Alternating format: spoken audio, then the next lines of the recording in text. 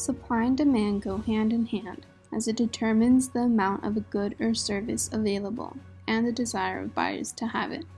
This is important for competitive markets as they are then able to find the competitive equilibrium price and the equilibrium quantity. A shift in the demand or supply will change the equilibrium and cause it to decrease or increase according to the new change. The demand curve can shift in 5 different ways. We can see one of these shifts occurred today with toilet paper. People heard on social media that a shortage of toilet paper could occur and are now purchasing more and more of it.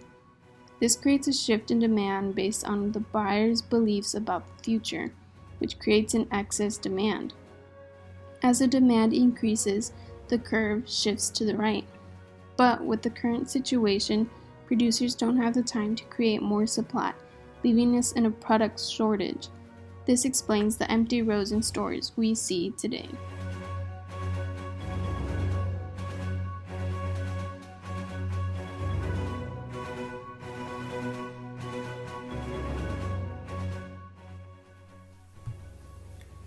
Knowing how the shift in the supply and the demand curves affect product availability, we hypothesize that in an emergency situation, such as a natural disaster, there will be a sudden shortage of certain products. As we saw in class, the aftermath of Hurricane Sandy left gas companies unable to maintain their previous levels of production, creating a fuel shortage in New York. But not all emergency situations will directly affect the supply curve. In the case of a pandemic, we predict excess demand will appear for hygiene products. Because the shift in the demand curve happens so suddenly, suppliers cannot react quickly enough, resulting in a product shortage. Additionally, due to the influence of social media, when consumers see that there is a shortage in a necessary product like toilet paper, it impacts their beliefs about future availability. This impact shifts the demand curve further and increases the product shortage. CNBC interviewed a consumer psychologist, and the psychologist stated there's an overrepresentation of fear and people's minds need to respond to those kinds of feelings. The need of self-affirmation is triggered, and that drives us to do unreasonable things like buying a year's worth of toilet paper, and it overwhelms the knowledge that we don't need to be doing that.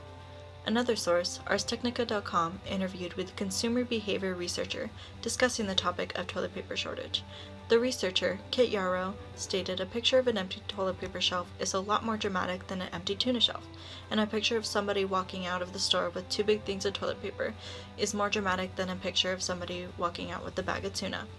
The toilet paper shortage became a thing of the media in particular was really focused on, and that cued people into thinking about it. It creates an optical illusion of a shortage which can lead to an overdrive in retail therapy, thus leading to an excess demand of shortage of toilet paper.